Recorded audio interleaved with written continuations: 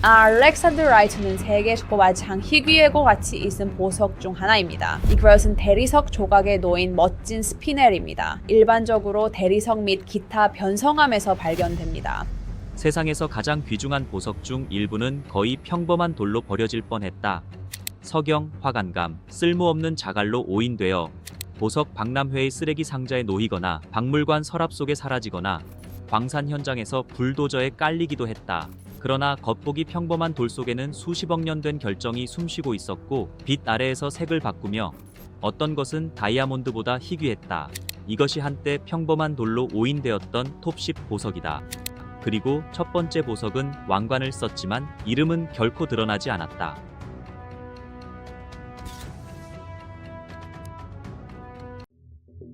넘버 10 페리도트. 광부들에게 특별할 것 없는 돌로 취급받고 흔한 올리브석이라 불리며 애리존에서 파키스탄까지 화산지대에 버려졌다. 그러나 버려진 돌 중 일부는 지구 맨틀 깊은 곳에 파편을 담고 있었고 드물게는 우주에서 온 것도 있었다. 페리도트, 즉 보석 등급의 올리브석은 보석학에서 가장 오해받은 이야기 중 하나를 갖고 있다. 이끼빛 초록색 때문에 너무 평범하고 산업적으로 보였지만 간과된 많은 돌들은 완전히 결정화된 페리도트였으며 일부는 철 니켈 속에 올리브석이 떠있는 팔라사이트 운석에서 온 것이었다. 오늘날 보석 등급 페리도트는 순수하고 가공되지 않은 녹색, 라임에서 올리브 색조의 황금빛 미묘함을 띤 색으로 높이 평가된다. 5캐럿 이상의 돌은 캐럿당 수백 달러에 거래되며 뛰어난 표본은 훨씬 더 높은 가격에 팔린다. 한때 화산 자갈로 오인되었던 돌이 이제는 명품 주얼리와 경매장에서 모습을 드러낸다. 페리도트는 가치가 항상 눈에 띄는 형태로 나타나는 것이 아님을 증명한다. 때로는 잊히기 쉬운 모습으로 찾아오기도 한다. 넘버 9 그란디디에라이트. 거의 한 세기 동안 잘못 분류되고 오해받았다. 대부분에게는 흐릿하고 초록빛 청색 광물 조각처럼 보였으며 부서지기 쉽고 불투명했다. 그러나 실제로는 지구상에서 가장 희귀한 보석 중 하나인 그란디디에라이트였다. 마다가스카르에서 처음 발견된 이 보석은 너무 평범해 상인들은 이를 아쿠아마린이나 아파타이트로 혼동했다. 심지어 훈련된 보석학자조차 분류하는데 어려움을 겪었다. 이후 고급 분석을 통해서야 진정한 정체가 드러났다. 좋은 품질의 그란디디에라이트는 삼색성을 지녀 각도와 빛에 따라 청록색, 바다색, 얼음빛 파란색으로 변한다. 극히 드문 지질 조건에서 보론과 알루미늄이 고압 환경에서 만나 형성된다. 대부분의 절단 가능한 결정은 매우 작으며 1캐럿 이상 투명한 돌은 극히 희귀하다. 오늘날 이 보석은 희귀성뿐만 아니라 그 의미 때문에 엄청난 가격을 자랑한다. 그란디디에라이트는 수십 년간 전문가들에게 간과되었지만 그 자체로 가치를 숨기고 있었다. 이는 지식조차도 예상과 맞지 않는 것을 놓칠 수 있음을 상기시킨다. 넘버 8 안달루사이트. 훈련되지 않은 눈에는 안달루사이트가 불완전하게 보였다.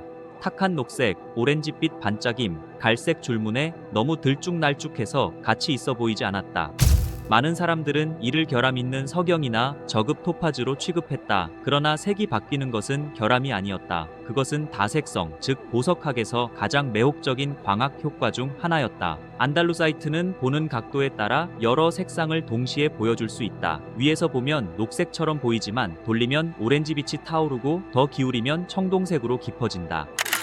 한때 불안정해 보였던 것이 이제 수집가들이 찾는 바로 그 특성이다. 강한 색 대비를 가진 고급 돌은 특히 브라질과 스리랑카산의 경우 높은 가격을 형성하며 대부분은 대비를 높이기 위해 작은 크기로 절단된다. 안달루사이트는 한때 불균일하다는 이유로 거부되었지만 오늘날 그 복잡함 덕분에 높은 평가를 받는다. 아름다움이 항상 균일함에 있는 것은 아님을 증명한다. 넘버 7 크리소베릴 캐츠 아이. 1991년 녹황색 돌이 스리랑카의 한 실험실로 보내졌다. 불투명하고 섬유질이었으며 희미한 은빛줄이 있었다. 판정은 빠르게 나왔다. 캐츠 아이 효과가 있는 석영으로 거의 가치가 없다는 것이었다. 돌은 돌려보내졌고 잊혀졌다. 몇 년 후 스위스 실험실에서 새 인증서와 함께 다시 나타났다. 이번 결론은 달랐다. 그것은 세계에서 가장 귀하게 여겨지는 광학 보석 중 하나인 크리소베릴 캐츠 아이였다. 이 돌의 특징은 샤토 얀시, 즉 표면을 가로질러 움직이는 날카로운 빛에 띄다. 마치 고양이 눈동자의 슬리처럼 보인다. 적절한 조명 아래에서는 거의 살아있는 듯한 효과를 낸다. 이 현상은 결정 내 미세한 내포물이 정렬되어 생기며 재현하기 매우 어렵다. 오늘날 고급 표본은 특히 눈의 움직임이 강하고 중심에 있을수록 높은 가격을 형성한다. 한때 석영으로 치부되었던 돌이 이제는 수집가들의 보물이 되었고 기대와 맞지 않는다고 해서 가치를 쉽게 간과할 수 있음을 보여준다. 넘버 6. 탄자나이트. 1967년 킬리만자로산 근처에서 처음 발견되었을 때 아무도 그것이 무엇인지 알지 못했다. 푸른색, 보라색, 투명하지만 화학적으로는 명성이 거의 없는 조이사이트 광물과 연결되어 있었다. 광부들은 이를 장식용 잡석 정도로 취급했고 수출업자들은 일반적인 이름으로 라벨을 붙였다. 일부는 열등한 사파이어로 팔기도 했다. 모든 것이 바뀐 것은 티파니 앤 코가 그 가능성을 알아봤을 때였다. 그러나 블루 조이사이트라는 이름으로는 럭셔리를 팔 수 없었다. 그래서 산지 하나에 연결된 이름 탄자나이트로 재브랜딩했다. 그 결정이 운명을 바꿨다. 탄자나이트는 삼색성을 가지며 각도와 컷에 따라 푸른색, 보라색, 버건디색을 보여준다. 5캐럿 이상의 돌은 높은 가격을 형성하며 모든 공급은 단 하나의 제한된 광산 지역에서 나옴으로 희소하다. 재브랜딩이 없었다면 지질학적 호기심으로 사라졌을지도 모른다. 대신 세계에서 가장 인지도가 높은 현대 보석 중 하나가 되었다. 넘버 5. 지르콘. 현대 모조품이 등장하기 훨씬 이전 지르콘은 왕실 장신구에서 등장했으며 그 광채와 불꽃 때문에 종종 다이아몬드로 오인되었다.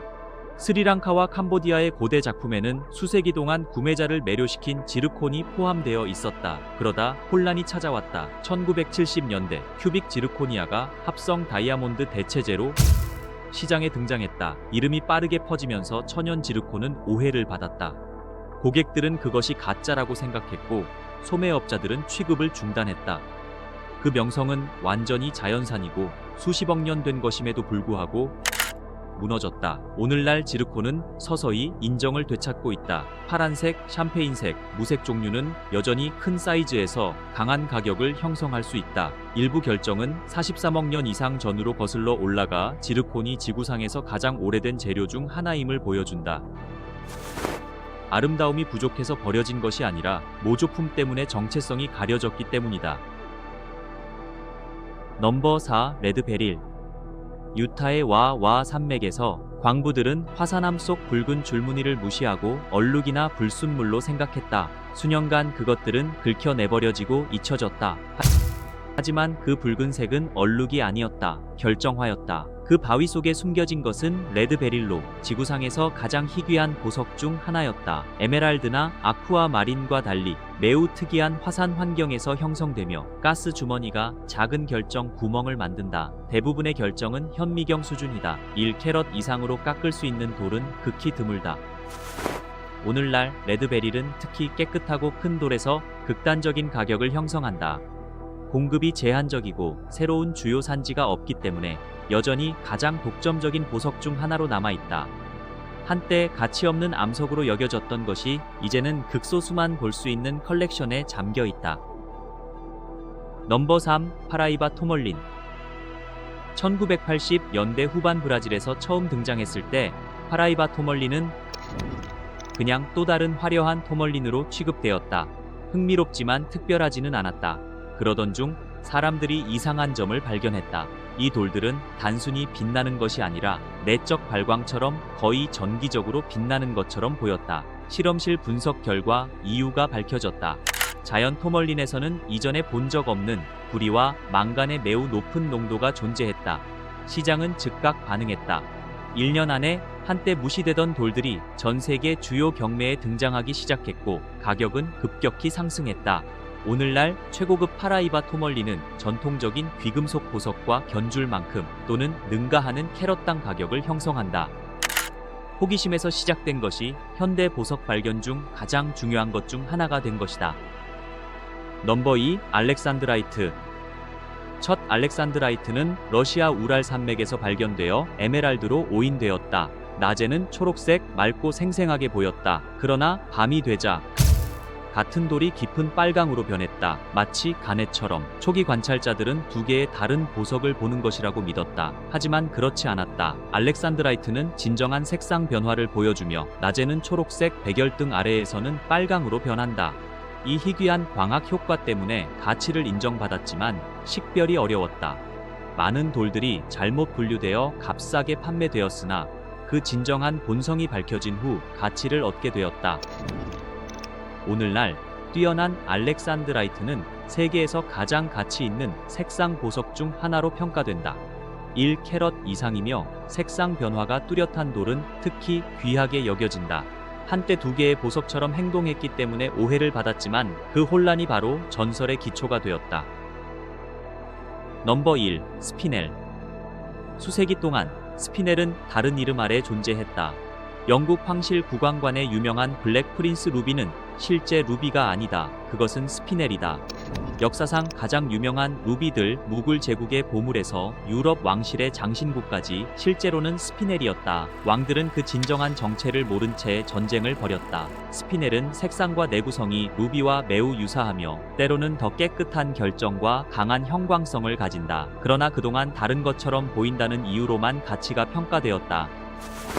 현대 분광학으로 그 진실이 밝혀졌다. 과학자들은 스피넬이 루비의 변종이 아니라 독자적인 특성과 희소성을 가진 별개의 광물임을 확인했다. 오늘날 미얀마 등지의 고급 붉은 스피넬은 최고급 보석과 견줄 만한 가격을 형성하며 역사적 출처와 연관될 경우 그 가치가 더욱 높다. 스피넬은 가치 있는 존재가 되기 위해 다른 것이 될 필요가 없었다. 이미 그 자체로 귀중했다. 단지 진실이 인식되기를 기다렸을 뿐이다. 이 보석들은 무시당하고 오해받고 잘못 명명되었지만 오늘날 박물관 유리 뒤 개인 금고 또는 수백만 달러 규모의 보석을 장식하는 중심으로 자리 잡고 있다. 변화한 것은 돌 자체가 아니라 인식이었다. 가치는 항상 표면에 드러나지 않는다. 때로는 혼란 속에 숨겨져 있다가 올바른 순간이 오면 모든 이해가 뒤바뀐다.